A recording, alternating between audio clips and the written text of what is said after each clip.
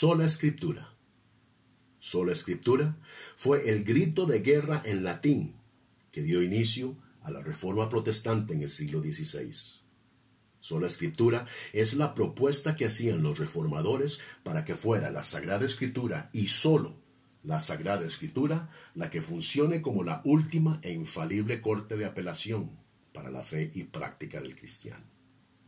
Cuando fue obvio que el protestantismo empezaba a tomar auge y a poner en duda la autoridad de la Iglesia de Roma en toda Europa, el papado decidió convocar un concilio para contrarrestar y corregir la insolencia protestante. Y fue allí, en el famoso Concilio de Trento de 1545, donde la institución católica romana oficialmente rechazó sola Escritura. De acuerdo a la cuarta sesión celebrada el 8 de abril de 1546, Trento decretó que la revelación divina se encuentra no solo en la Sagrada Escritura, sino que de igual nivel y autoridad en la tradición oral eclesiástica. O sea, de acuerdo al catolicismo romano, sin la tradición oral de la Santa Madre Iglesia, las Escrituras sagradas no son suficientes para guiar la fe y práctica del creyente. Y que aún más, la autoridad de interpretar las mismas le ha sido otorgado exclusivamente y por orden divino a la Madre Iglesia y a su magisterio. Los decretos de este concilio siguen vigentes hoy en día y han sido por más de 500 años la causa del gran abismo que separa al protestante del catolicismo romano. Y aunque hubieron otras propuestas protestantes que fueron rechazadas en ese momento, esta oposición de la Iglesia a sola Escritura es la que es para mí la razón primordial del por qué yo no soy católico romano. Y a continuación presentaré una breve defensa bíblica de sola Escritura, que muy al contrario de lo que propone la institución católica romana, más bien resalta una y otra vez la supremacía de la Sagrada Escritura como la única, suficiente e infalible regla de fe para el creyente, sin la cooperación de alguna tradición oral y sin la necesidad de un magisterio para su explicación. Segunda de Timoteo nos advierte que toda la Escritura es inspirada por Dios y útil para enseñar, redarguir, corregir e instruir en justicia, a fin de que el hombre de Dios sea perfecto y enteramente preparado para toda buena obra. Aquí, Pablo da a entender que todo lo que el hombre de Dios necesita se encuentra en una sola fuente de revelación, la Sagrada Escritura.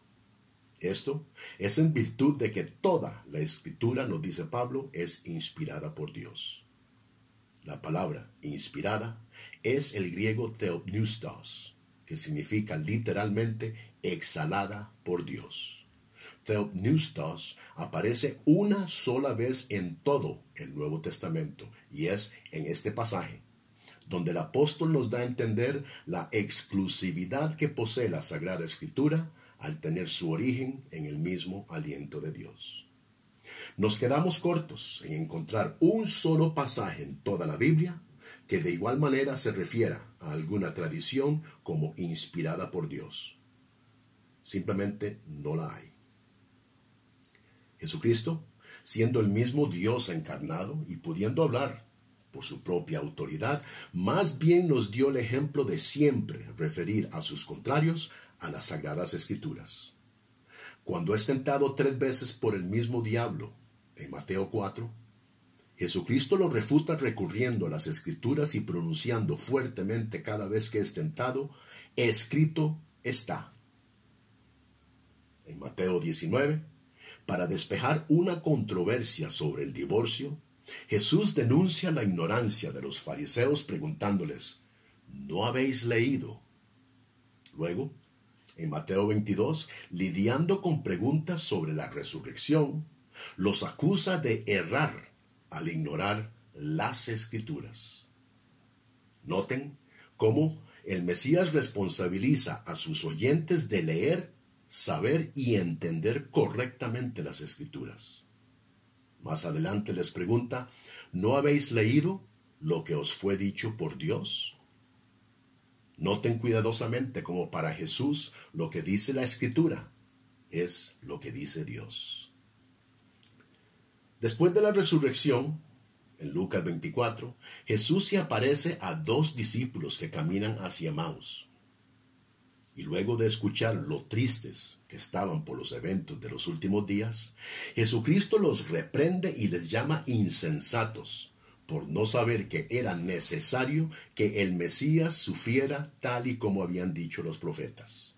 De nuevo, responsabilizándolos de saber las Escrituras.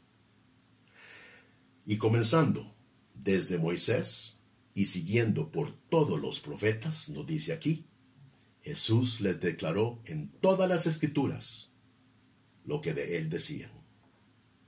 Más tarde, los vuelve a referir a la Escritura diciéndoles que era necesario que se cumpliese todo lo que está escrito sobre mí, en la ley de Moisés, en los profetas y los salmos. Así está escrito y así fue necesario que sucediera. Fíjense cómo la supremacía de la revelación escrita e inspirada por Dios es el común denominador de defensa ante todos los conflictos que enfrenta el Mesías en estos ejemplos.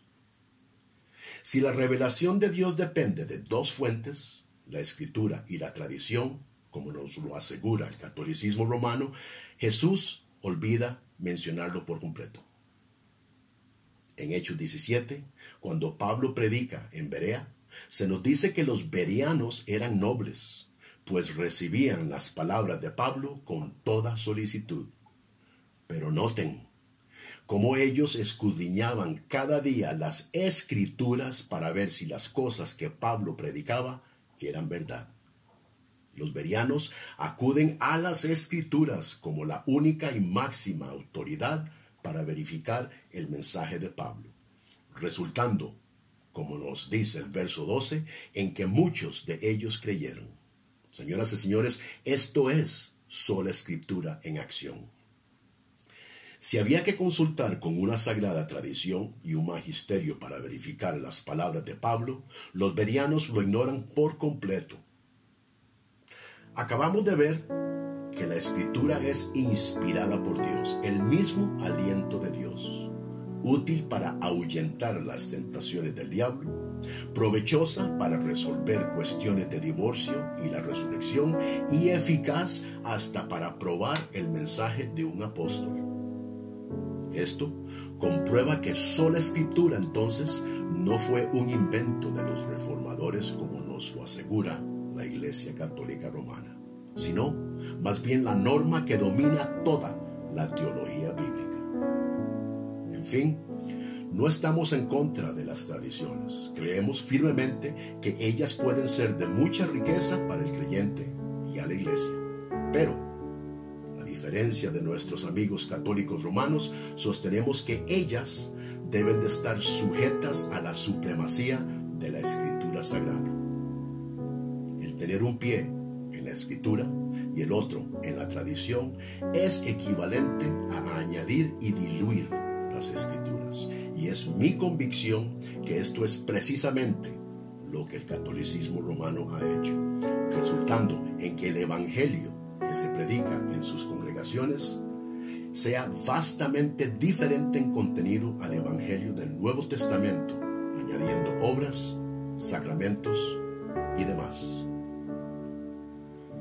Ya vimos cómo Dios nos responsabiliza a cada uno individualmente por leer, saber y entender la Sagrada Escritura.